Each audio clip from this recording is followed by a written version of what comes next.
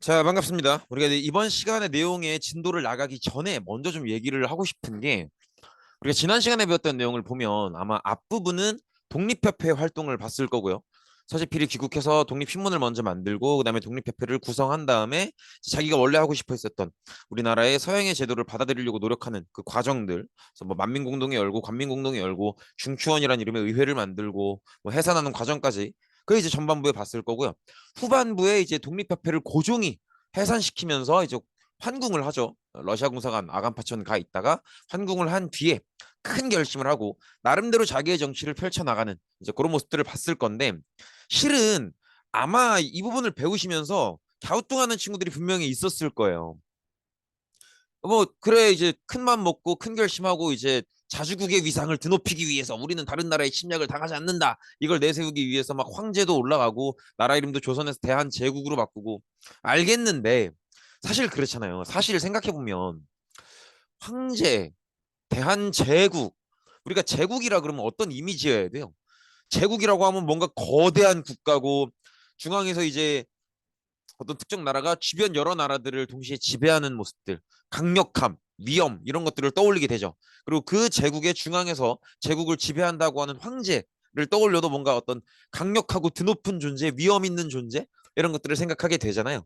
그래서 우리가 만약에 어떤 지금 이 내용을 배운다고 생각 안 하고 독립적으로 어떤 사람이 제국의 황제에 즉위하였다라는 문장을 딱 보면 대단히 뭔가 높고 위험 있고 강력하고 뭔가 사람들을 우러러 보게 만들고 그런 것들을 생각하게 되는데 사실 우리가 지난 시간 후반부에 봤었던 고종이 황제가 되는 과정, 고종이 황제로 즉위하는 과정을 배울 때 느낌이 그런 느낌은 아니죠.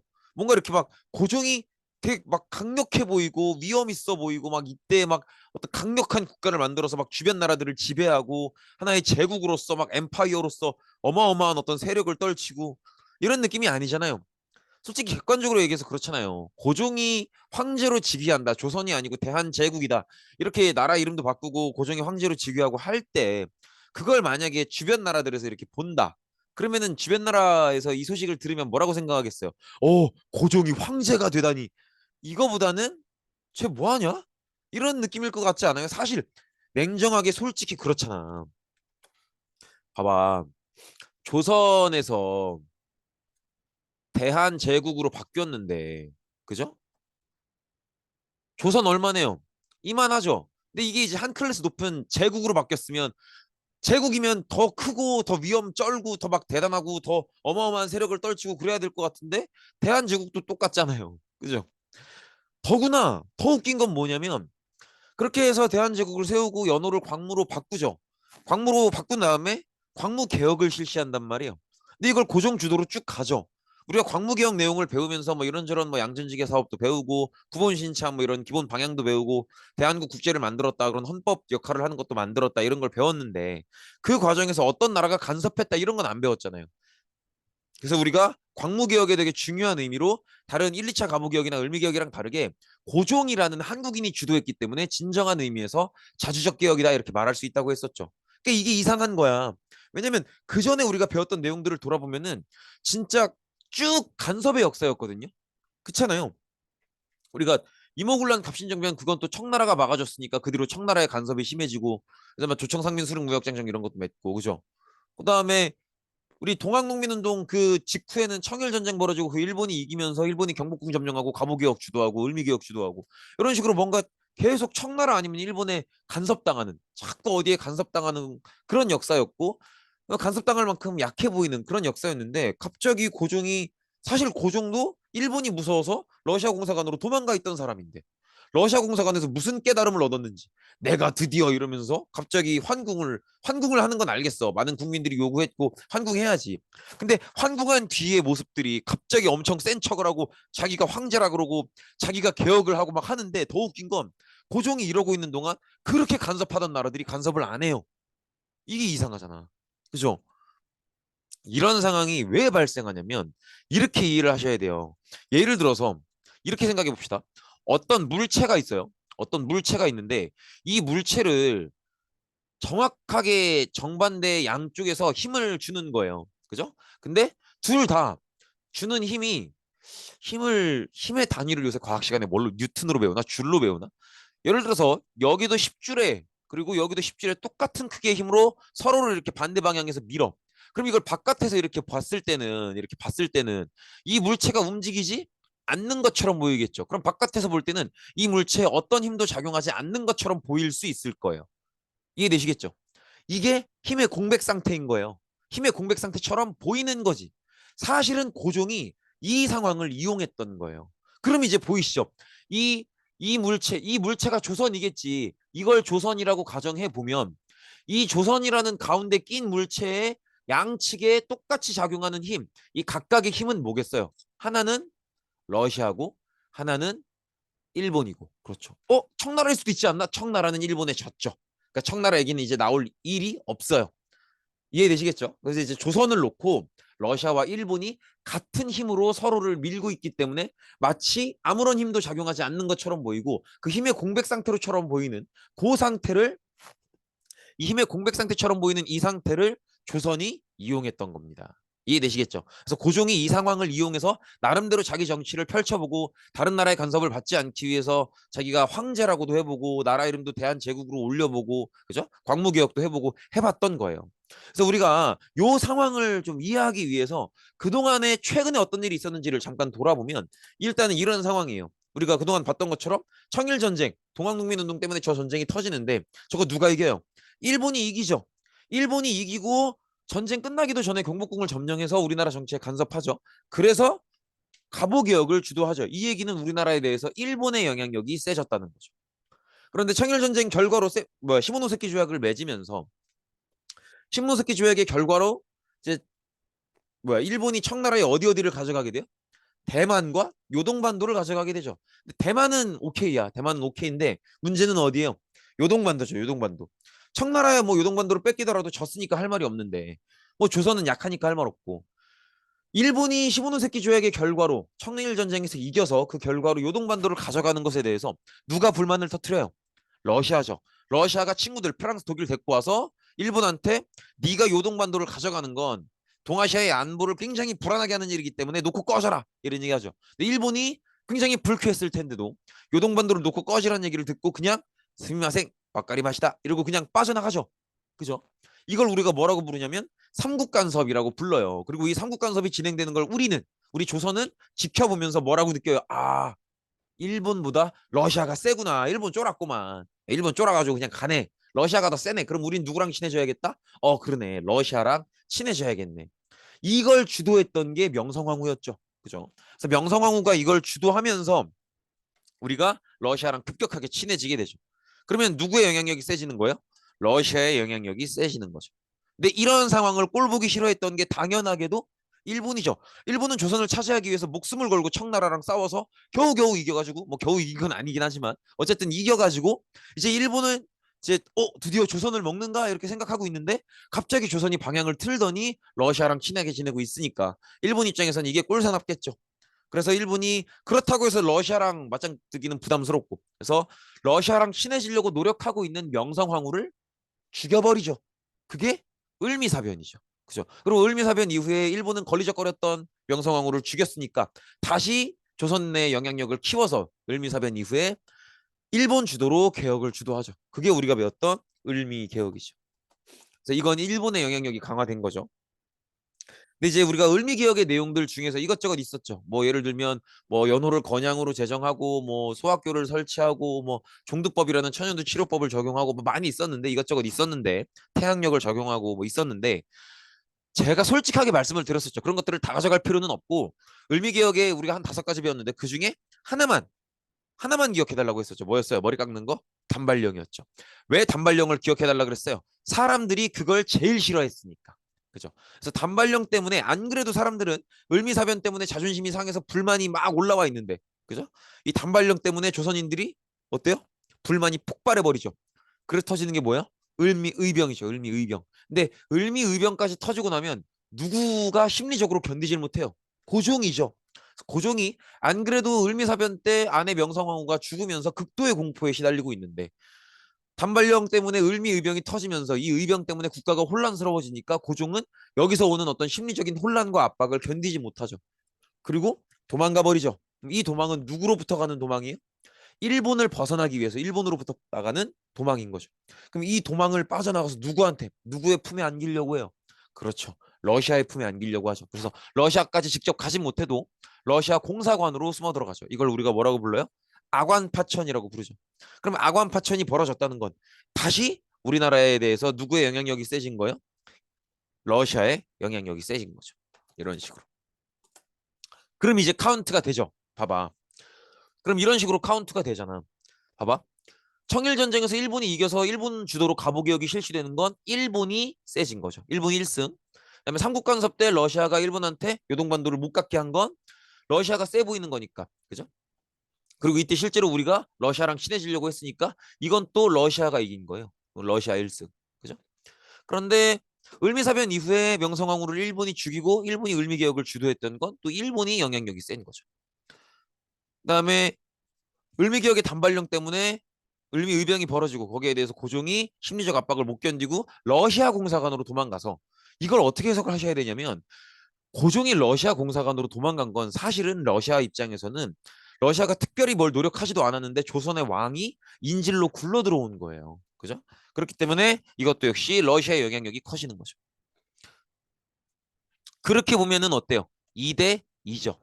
같은 크기의 힘으로 조선을 똑같이 밀고 있기 때문에 조선이 마치 힘의 공백 상태인 것처럼 보였던 거예요. 그래서 이 아관 파천에서 고종이 돌아오고 나서 이 힘의 공백 상태에서 나름대로 자기의 정치를 해봤던 거고. 이제 상황이 이해가 되시죠? 그런데 이 러시아와 일본의 대립, 이 경쟁은 멈출 줄 모르겠죠, 당연히. 그래서 이 러시아와 일본 간에 조선을 놓고 벌이는 이 경쟁이 결국은 끝간데까지 간단 말이에요. 그게 러일 전쟁이죠. 그리고 이 러일 전쟁, 사실 러일 전쟁은요, 당시만 해도 전 세계 어떤 나라도 쉽게 예상을 못했어요. 근데 이걸 누가 이기는 거예요? 이걸 일본이 이긴다는 거지. 이걸 일본이 이기는 데는 크게는 두 가지 이유가 있어요. 첫 번째로는 일단은 일본이랑 러시아는 놓고 보면 사실은 체급으로는 말이 안 되죠. 러시아가 일본의 뭐 몇백 배에 해당하잖아요. 몇백 배? 몇백 배까지는 안 될지도 모르겠지만 아무튼 훨씬 규모가 크잖아요. 근데 어떻게 일본이 러시아를 이겼느냐? 뭐 이게 당연히 기술력이죠. 근데 이제 어떤 차이냐면 첫 번째로는 일본이 청일 전쟁을 이기고 나서도 시모노세키 조약 이후에도 결국은 러시아의 압력 때문에 요동반도를 못 가져가죠. 근데 대신에 러시아가 뭐라고 얘기하냐면 요동반도를 가져가는 건 안 되지만 그렇다고 해서 니네가 요동반도만 놓고 가기엔 너네도 억울할 테니까 대신에 청나라랑 잘 얘기를 해서 배상금으로 가져가라. 돈으로 가져가라 이런 얘기를 해요. 그래서 일본은 청일 전쟁을 이기고 나서 시모노세키 조약 이후에 요동반도를 가져가진 못하지만 대신에 어마어마하게 많은 배상금을 확보하게 됩니다. 근데 여기서 이제 일본의 무서움이 나오는 건데 다른 어설픈 나라 같으면 이렇게 거대한 배상금을 받았으면 지배층들끼리 나눠 갖고 말았을지도 몰라요. 근데 일본은 이 요동반도 대신에 받은 어마어마한 배상금을 철저하게 산업기술 개발에 다 몰빵해요. 산업기술 개발에 집중적으로 투자를 하면서 청일전쟁 이후에 일본은 산업적으로, 기술적으로, 과학적으로 몇 차원 이상 성장을 해요. 급격한 성장을 이루게 되는 거죠. 그게 이제 또 러일 전쟁에서 러시아를 이길 수 있었던 어떤 바탕이 되고요. 그다음에 러시아도 사실은 큰 나라라고는 해도 산업혁명이 한계가 있을 수밖에 없어요. 이제 이런 거지. 그 보시면 작년에 배웠던 내용인데 그렇잖아요. 봐봐. 유럽이 이렇게 이거 작년에 배웠던 거예요. 듣고 한번 기억나시는지 봐봐. 어, 유럽이 이렇게 있으면 유럽이 이렇게 있으면 이제 아프리카가 이렇게 있고 여기 이제 터키 있고 그렇죠. 그리고 여기 이제 이탈리아 있고 그리스 있고 이런 건데 여기가 지중해잖아요. 여기가 지중해고 여기가 대서양이죠. 그죠? 그다음에 여기 이제 이베리아 반도 있고 여기 이제 포르투갈, 스페인, 그다음에 프랑스, 독일, 영국 이렇게 있죠. 그럼 영국이나 프랑스, 스페인 이런 나라들은 지중해로도 진출이 되고 대서양으로도 진출이 되기 때문에 십자군 전쟁 이후에는 어때요? 지중해를 이용했고요. 그다음에 신항로 개척 이후에는 대서양을 이용하면서 상업, 무역이 발달하죠. 무역이 발달하기 때문에 산업혁명에서도 빠른 성과를 이룰 수가 있었던 거예요. 영국이나 프랑스 같은 경우에는. 이해되시겠죠? 그런데 독일이나 특히나 러시아 같은 경우에는 조금 지중해로 나가는 것도 쉽지 않고, 그죠? 대서양으로 나가는 것도 쉽지 않죠. 그러니까 산업혁명의 발전 단계가 조금 늦을 수밖에 없는 거죠. 그래도 독일은 막 이게 황제 중심으로 투자를 좀 많이 해서 좀 상황이 나은 편이긴 한데 러시아는 이런 상황이기 때문에 지중해로도 진출이 어렵고 그리고 대서양으로도 진출이 어려운 상황이기 때문에 다른 유럽 국가들보다 무역 발전이 훨씬 늦어요. 그러니까 산업 발전도 훨씬 늦죠. 산업혁명을 안 한 건 아니지만 성과가 별로 없었죠. 그래서 사실은 러일 전쟁은 한국사 입장에서 보면은 조선을 누가 지배할 것인가를 놓고 러시아와 일본이 싸운 거지만 세계사적인 시각에서는 러시아와 일본 중에서 누가 산업혁명에서 더 나은 성과를 냈는가를 보여준 전쟁이기도 해요. 그리고 그 전쟁에서 일본이 러시아를 압도했던 거죠. 그리고 러일 전쟁은 저런 식으로 해서 러시아의 산업혁명이 성공적이지 못했다라는 게 드러났기 때문에 그 뒤로 이제 노동자들의 어떤 저항이 강해지고 그것 때문에 또 새로운 역사의 단면을 맞이하는 뭐 피해를 사건이 벌어진다든지 뭐 그런 대면들 그런 모습들이 보이는 거죠. 그렇게 볼 수 있고요. 그리고 결국 일본이 러시아를 상대로 이기면서 미국의 중재로 포츠머스 조약을 맺게 됩니다. 포츠머스 조약의 내용은 사실은 말씀을 안 드려도 이 전쟁을 애초에 왜 했는지를 생각해 보면 조약의 내용을 알 수 있죠. 그렇지 않습니까? 그러니까 외울 게 아니야. 애초에 러시아랑 일본이 왜 싸웠는데 조선 먹으려고 싸운 거 아니에요? 그래서 일본이 이겼죠. 그러면 그렇게 맺은 조약 내용이 뭐겠어요? 조선은 일본 거 이거죠. 그래서 포츠머스 조약을 통해서 러시아한테서만큼은 조선은 일본이 차지하겠다라는 걸 이제 약속을 받아낸 거죠. 그렇게 보시면 되겠고 사실 이거를 이 지도를 왜 보여드리냐면 지금까지 우리가 무슨 얘기를 해왔는지를 정리를 한번 싹 해드리려고 하는 거예요. 지금 저 지도에 보시면 나라가 4개가 보이죠. 물론 러시아, 청, 일본만 써 있지만 누가 봐도 한가운데 우리 귀염둥이 조선이 있죠. 그럼 이 4개의 나라 중에서 누가 제일 작고 귀엽고 소중합니까? 그죠? 조선이죠. 왜 작고 귀엽고 소중해요? 우리나라라서 약하니까. 그죠? 약하잖아. 그죠? 약하니까 제일 귀엽고 깜찍하죠. 그러면 이제 사실은 아시겠죠? 지금 제가 하려는 얘기가 뭔지. 우리가 개학해서 지금까지 했던 얘기들 중에서 국제적인 얘기들을 쫙 뽑아서 정리하면 무슨 얘기냐면 결국은 러시아, 청, 일본, 조선 이렇게 4개의 나라가 동아시아에 있는데 이 중에서 조선이 제일 약하단 말이야. 제일 깜찍이에요. 그러면 이 깜찍이 조선을 놓고 결국은 러시아, 청, 일본 사이에서 누가 조선 먹을까요? 이 얘기인 거라고. 이 얘기. 근데 애초에 처음에 조선의 영향력이 셌던 건 청나라죠. 병자호란 이후에. 근데 이 청나라가 조선에 대해서 영향력이 셌었는데 이걸 일본이 도전을 하는 거예요. 왜? 일본은 산업혁명의 성과를 냈으니까. 그죠? 산업혁명의 성과를 냈으니까 식민지가 필요하고 그래서 조선을 노리면서 청나라에 도전을 하는 거야. 이게 일본 입장에선 1라운드죠. 그래서 청일전쟁까지 쭉 경쟁을 하는 거죠. 그리고 청일전쟁에서 일본이 청나라를 박살내는 거죠. 이렇게 해서 1라운드가 끝나고 전체에게 1부가 끝나는 거예요. 그러면 이제 청나라 박살났으니까 남은 어느 나라가 싸워야 돼요? 러시아와 일본이 싸워야죠. 대륙으로의 진출을 원하는 일본과 부동항을 갖고 싶은 러시아가 싸우는 거예요. 그리고 이 싸움에서도 일본이 이 2라운드를 승리로 가져가고 러시아를 박살내는 거죠. 그러면 이 동네에서 조선이 제일 약하고 조선을 누가 차지할 것인가로 싸우는데 일본이 1라운드에서 청나라 까고 그렇죠? 2라운드에서 러시아 깠으니까 이제는 누구 거인 거예요? 일본 거인 거죠. 이게 이제 우리가 지금까지 배웠던 내용의 큰 골조예요. 골격이고 뼈대라는 거지. 그렇게 보시면 되겠고 이제는 일본이 주변의 경쟁자들 청나라나 러시아를 깠기 때문에 자기가 이제 독점적으로 조선을 먹으면 돼요. 조선을 먹는 방법은 투트랙이에요. 일단 조선이라는 나라를 통치하는 데 필요한 권한들을 하나하나 차지해 나가는 거.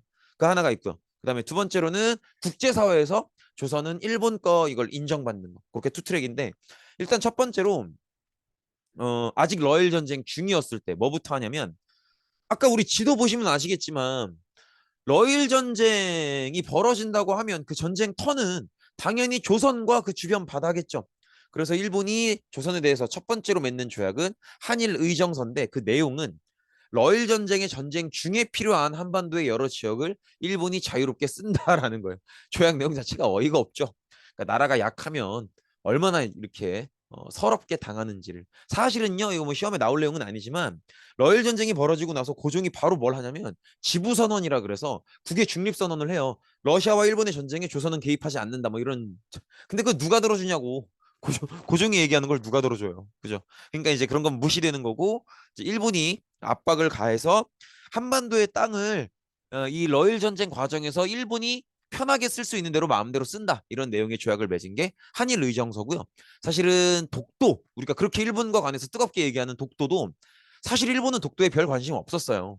그래서 그 전에는 태정관이라고 일본의 최고위 정부기관이 발행하는 문서들을 봐도 다 일본은 독도가 조선 땅이라는 걸 인정해요. 근데 언제부터 이게 꺾이냐면 러일 전쟁 때부터 꺾이는 거예요. 러일 전쟁 때 러시아랑 전쟁을 하려고 보니까 한반도라는 육지만큼이나 그 옆에 동해 바다가 전쟁에 있어서 너무 중요한 거지. 그래서 이 동해 바다의 전략 거점으로 그 한가운데에 있는 울릉도와 독도를 차지하려고 했던 거예요. 근데 이제 울릉도랑 독도를 차지하려고 알아보니까 생각보다 그 밑에 지하 자원이나 해양 자원도 너무 좋았던 거죠. 그래서 지금까지도 욕심을 부리고 있는 거죠. 아무튼 그런 모습을 또 볼 수 있고요. 그다음에 제1차 한일 협약을 차지하는데 요때쯤이 이제 일본이 거의 승리를 확실시 하는 시점이죠. 그래서 제1차 한일 협약을 맺는데 요거의 핵심 내용은 고문 정치예요. 고문 정치. 여기서 말하는 고문은 막 사람 몸을 괴롭히고 그런 게 절대 아니고요. 여기서 말하는 고문의 고자가 충고할 때 고자예요. 그러니까 말할 고자인데 이런 거라고 보시면 돼요. 왜 우리 그런 표현 쓰잖아요. 뭐 삼성 법률 고문단, 현대 경제 고문단 이런 표현 쓰죠. 여기서 말하는 고문이라는 건 이제 사람이 하는 일인데 어떤 일이냐면 경험이 풍부하고 지식이 많은 사람 어떤 분야에 대해서 예를 들어서 법률 분야다. 그러면 자기가 뭐 판사 생활도 오래 해서 되게 법률 지식도 많고 경험도 많고 그런 사람이 이제 어떤 재판에 휘말린 사람한테 법적인 충고나 조언을 해주는 거지. 그럼 그 사람이 법률 고문이 되는 거예요. 이렇게 어떤 분야에 경험이나 지식이 풍부해서 그걸 막 이제 하려고 하는 사람한테 다양한 조언이나 충고를 해주는 그런 사람을 고문이라고 해요. 고문이라고 하는데, 그러니까 이를테면 이런 거지. 만약에 여러분들이 이제 학교 끝나고 공부를 하시다가 저한테 이것저것 물어볼 수 있겠죠. DM이나 뭐 인스타 DM이나 아니면 카톡이나 이런 걸로 쌤 이거 지금 이 부분 이해가 안 가는데 이런 거 뭐예요? 이렇게 물어볼 수도 있고 쌤 역사 이해가 안 가는데 공부 방식을 어떻게 하면 좋을까요? 이런 거 물어볼 수 있겠죠. 그럼 제가 대답으로 뭐 이런 내용이 아니면 이런 방식으로 공부해봐 이렇게 조언할 수 있겠죠. 그럼 그때 제가 여러분들의 역사 공부 고문이 되는 거예요.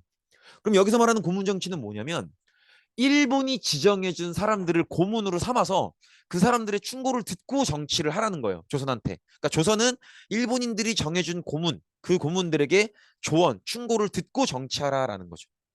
그러면 일본인들이 정해준 이 고문들이 조선에 충고를 해줄 때 조선한테 진심으로 위하는 충고를 해줄까 아니면 일본 입맛에 맞는 충고를 해주겠어요?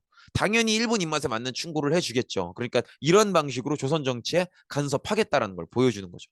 그래서 가장 대표적으로 재정 파트, 그러니까 돈 만지는 돈에 관련된 재정 파트에 메가타라는 고문이 오고요. 외교 파트에는 또 특이하게 미국인이에요. 스티븐스가 외교 고문으로 오게 되는데 이때 메가타가 되게 중요한 정책을 펼칩니다. 그게 뭐냐면 요거예요. 화폐 정리 사업. 너무 이거 중요해요. 이게 이제 무슨 내용이냐면 첫 줄만 봐도 느낌이 빡 올 거예요. 조선 내에서 조선 내에서 일본 화폐만을 쓰도록 한다라는 내용이에요. 이거 되게 중요한 겁니다. 왜냐면 일단 첫 번째로 저게 무슨 얘기냐면 조선 안에서 조선 사람들끼리 거래해도 춘향이랑 길동이랑 빵 사고 팔고 하는데도 엔화로 하라는 거예요. 일본 돈으로. 그러니까 이건 완전히 조금 고급스럽게 표현하면 우리나라의 경제 주권을 일본한테 완전히 빼앗긴 건데 이게 어떤 모습인지 봅시다. 예를 들어서 제가 태진이가 한 20억 자산가에 돈이 졸라 많아. 근데 봐봐. 내가 한 20억 있어. 20억 있는데 나는 이걸 조선 돈으로 갖고 있을 거 아니에요. 근데 지금 이 화폐 정리 사업에 따르면 이제는 모든 돈을 무슨 돈으로 쓰라는 거예요? 일본 돈으로 쓰라는 거죠. 그럼 이제 어떻게 하라는 거야? 기존에 조선 돈이 있는 사람은 이걸 일본 돈으로 바꿔야 되는 거예요. 이거 예엔이라고 하죠. 일본 돈으로 바꿔야 되는 거예요. 오케이? 그러면 이걸 바꿔주는 교환소를 중간에 설치한단 말이에요. 그러면 조선인들은 이 교환소에 가서 자기 조선 돈을 가지고 가서 이거 일본 돈으로 바꿔주세요 해야 돼요. 그러면 일본인들이 운영하는 저 교환소가 어때요? 잘 바꿔줄 것 같아요? 제대로 평가해 줄까?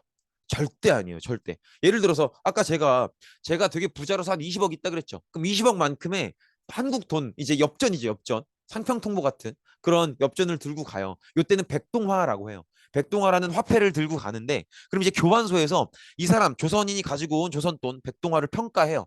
그러면 딱 보고 이거 뭐야 이거 때가 많이 묻었어. 이건 인정 못해. 이거 뭐 인쇄된 게 다 해줬네. 이것도 인정 못해.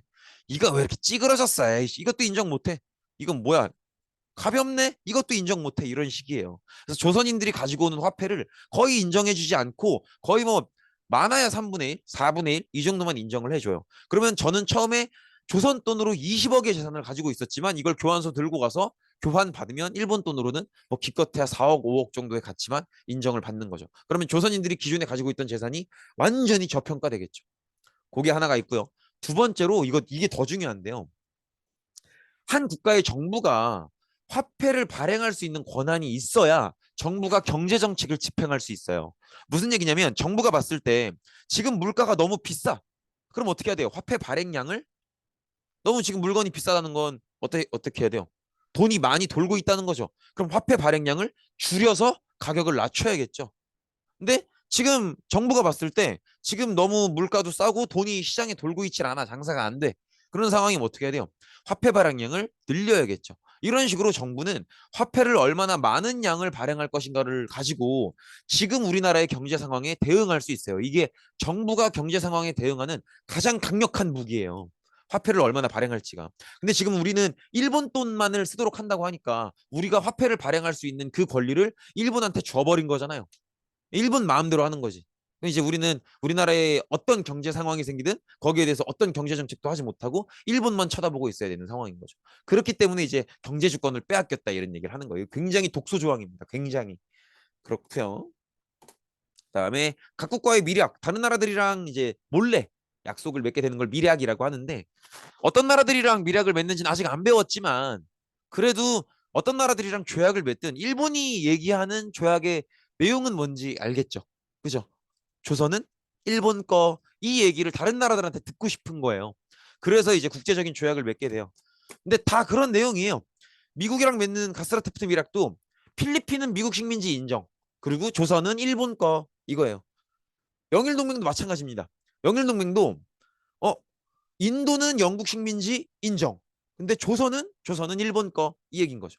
러시아랑 맺는 포츠머스 조약도 마찬가지죠. 러시아는 졌잖아. 그럼 조용히 하고 있어야지. 그리고 조선은 일본 거 이 얘기입니다.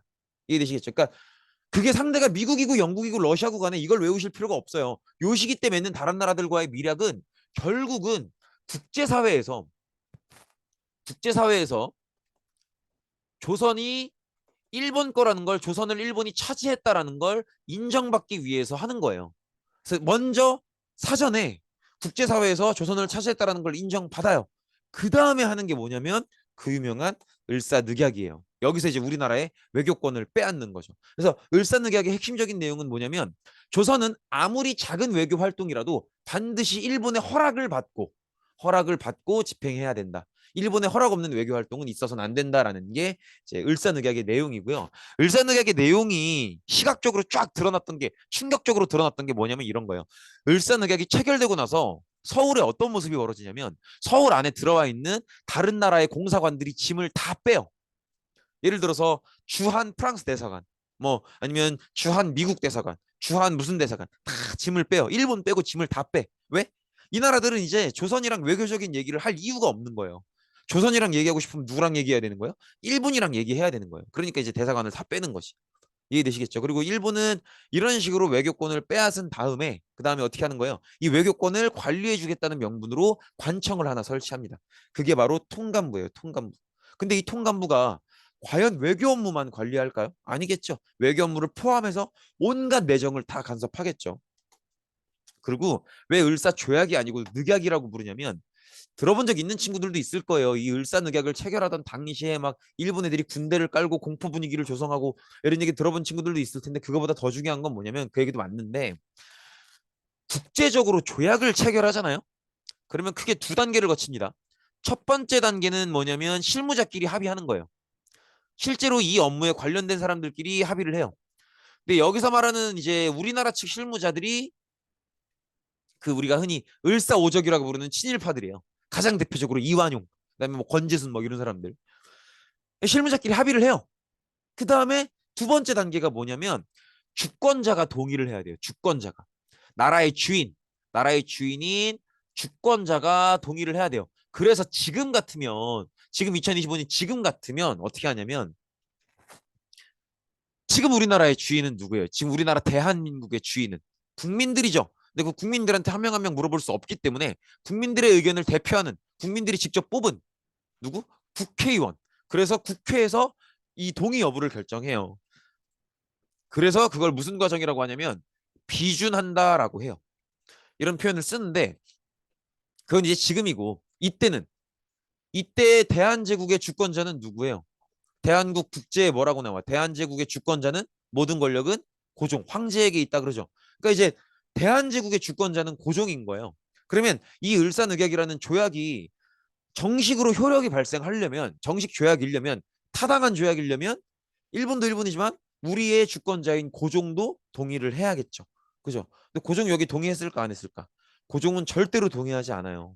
끝까지 동의하지 않는데 일본이 사전에 저렇게 각국과의 밀약을 통해서 뭐 일본, 영국, 러시아 이렇게 국제적으로 조선은 일본 거 이걸 인정을 받는 분위기를 만들어 놨다 보니까 사실은 을사늑약이 주권자인 고종이 동의하지 않았기 때문에 효력이 발생돼서는 안 되지만 분위기상은 그냥 인정해주는 분위기로 가는 거죠. 이런 게 되게 안타까운 면인 거지. 그래서 이렇게 사실은 고종이 동의하지 않았기 때문에 잘못된 조약이기 때문에 늑약이라고 불러요. 어쨌든 우리는 이 잘못된 조약이잖아. 우리가 그래도 한번 저항은 해봐야죠. 그래서 고종이 나름대로 노력을 많이 해요. 또 이걸 운이 좋았다고 해야 될지 모르겠지만 아무튼 그 즈음에서 네덜란드 헤이그라는 도시에서 만국평화회의라는 국제회의가 열려요. 여기 이제 여러 나라들의 여러 유럽에 있는 국가들의 뭐 외교관들, 뭐 외교 장관급들 막 이렇게 오셔. 막 많은 분들이 오셔요. 그래서 이걸 기회로 생각해서 고종이 여기다가 사절단을 파견해요. 이준, 이상설, 이휘중 이렇게 세 사람의 헤이그 특사를 파견합니다. 이 사람들의 목표는 뭐예요? 가서 고종의 뜻을 전달하는 건데 그 전달하는 뜻이 뭐예요? 을사늑약은 잘못된 조약이다. 주권자인 나 고종이 동의한 적이 없다. 국제사회에서는 이걸 반드시 알아주시길 바란다. 이 내용을 얘기하려고 가는 거예요. 가서 얘기했을까 못했을까? 못해요. 왜 못하냐면 일본이 이미 사전 작업을 해놓는 거야. 여러분들 아시지 않습니까? 조선 저희 일본 거라는 거 미국도 동의하고 영국도 동의했습니다. 여러분들도 동의하시면 되는 거고 아마 좀 이따가 조선에서 한 두세 명 오는 것 같습니다. 뭐 이상설, 이준 뭐 그렇게 얘기하는 것 같은데 그 친구들 와서 뭐라고 얘기하면은 그냥 무시하시면 됩니다. 이렇게 일본이 사전에 작업을 다 해놔요. 그래서 저 이상설, 이휘종, 이준 이 세 분은 결국 이 회의장에 들어가지도 못해요.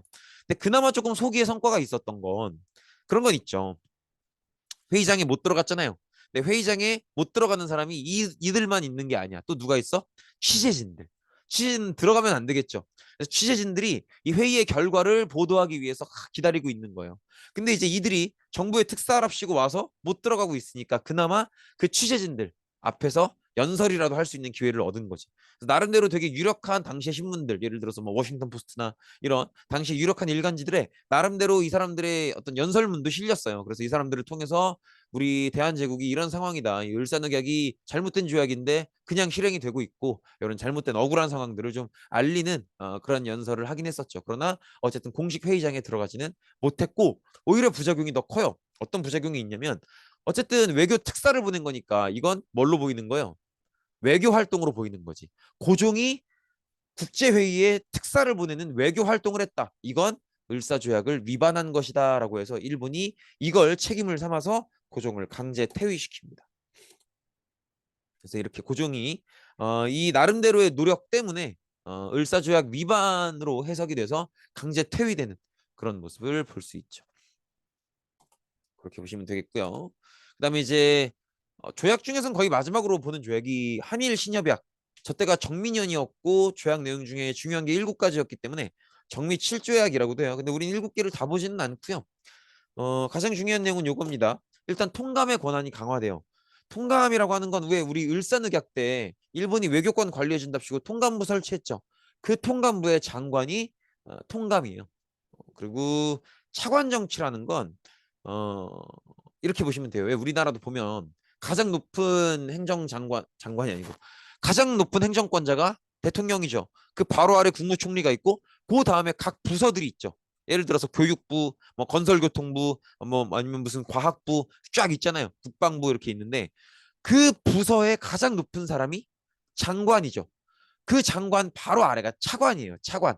근데 차관 정치라는 건 이 차관에 일본인을 넣겠다는 거거든요. 왜 차관에 넣느냐?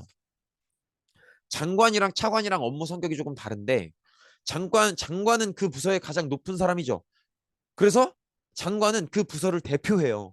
그래서 장관은 이 부서를 대표해서 다른 부서랑 협의한다든지 그거보다 더 윗조직이랑 협의하는 그런 역할을 해요. 부서를 대표해서. 그리고 부서 내부의 업무를 총괄하는 건 차관이에요. 이거 어떤 식으로 이해하시면 편하냐면 우리 학교도 마찬가지예요. 우리 학교의 가장 높으신 분은 교장쌤, 교감쌤이죠. 근데 이 두 분의 역할이 달라요. 교장쌤이 교감쌤보다 높겠죠. 그러니까 교장쌤은 보통은 우리 학교를 대표해서 다른 학교나 아니면 교육청이나 이런 데와 협의하는 일을 하세요. 협의하고 조정하는.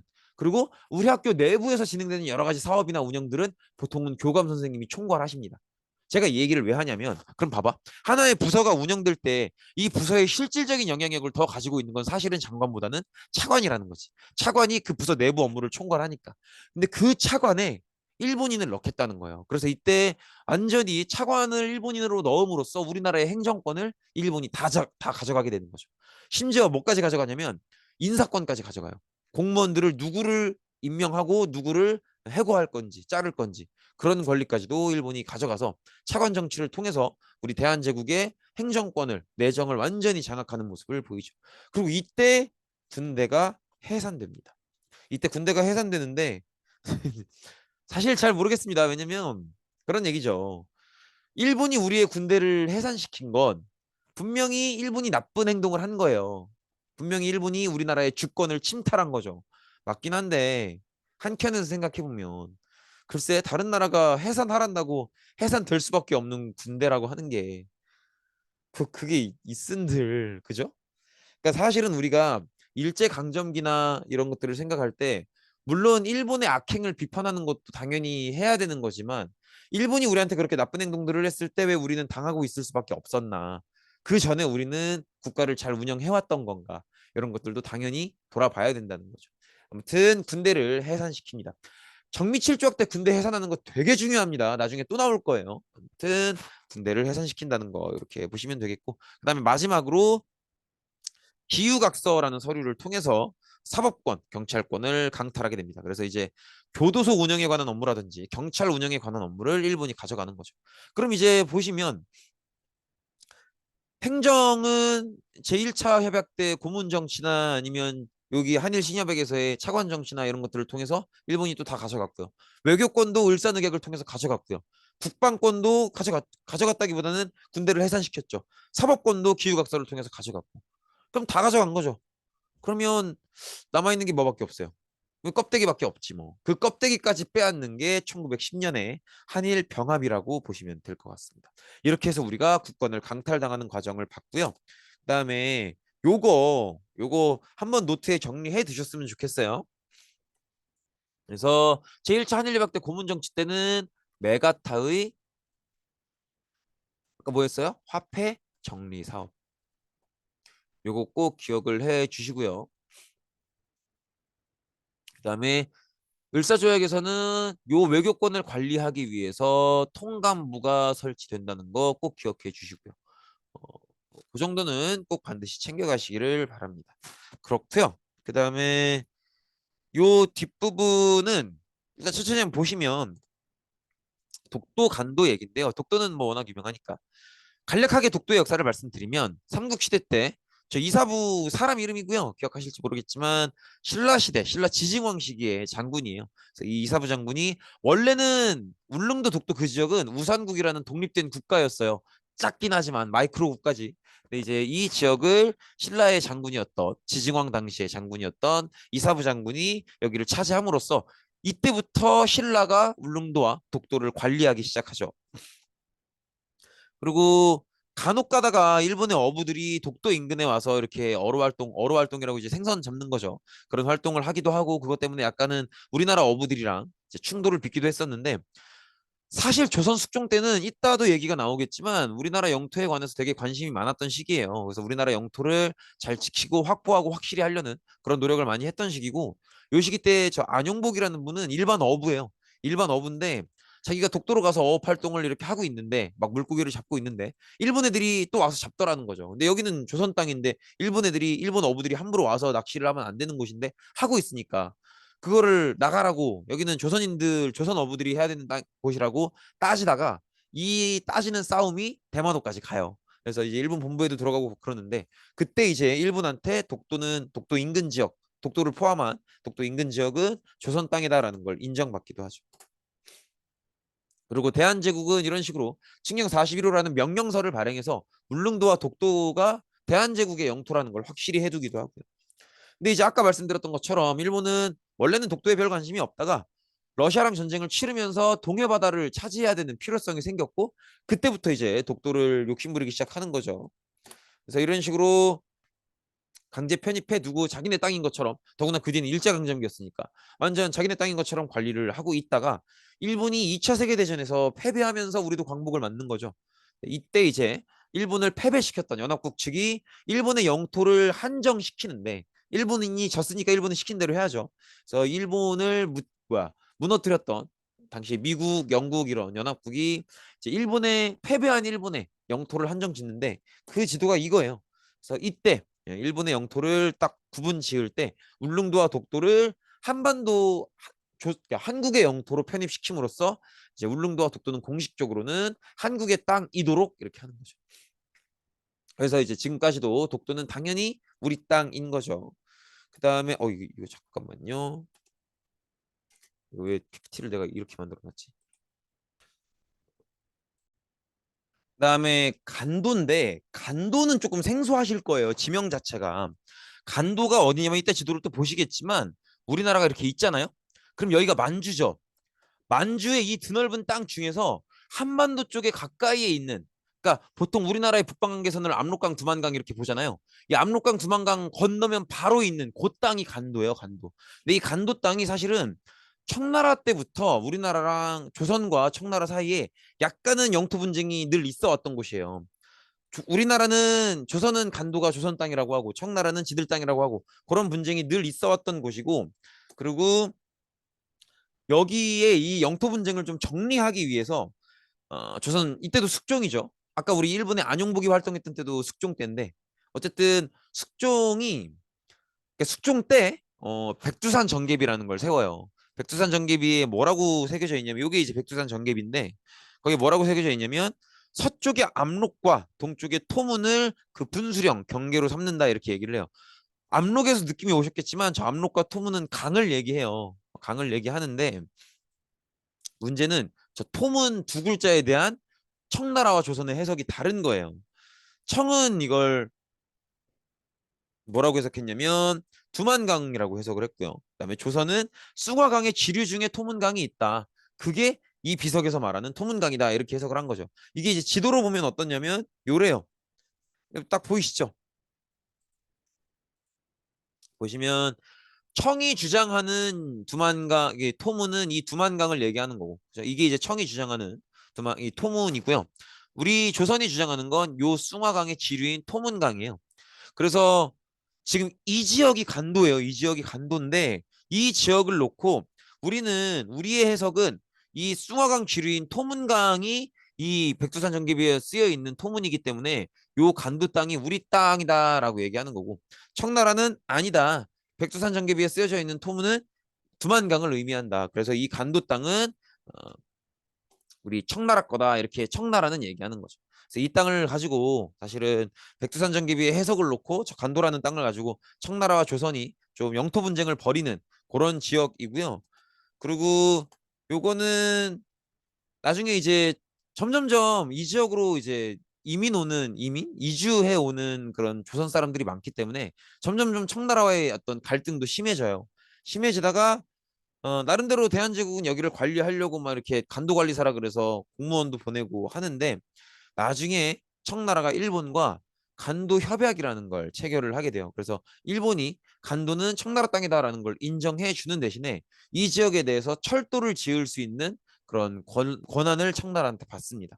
그래서 일본이 청나라 편을 들어주면서 간도는 이제 완전히 청나라 땅으로 넘어가게 되는 거죠.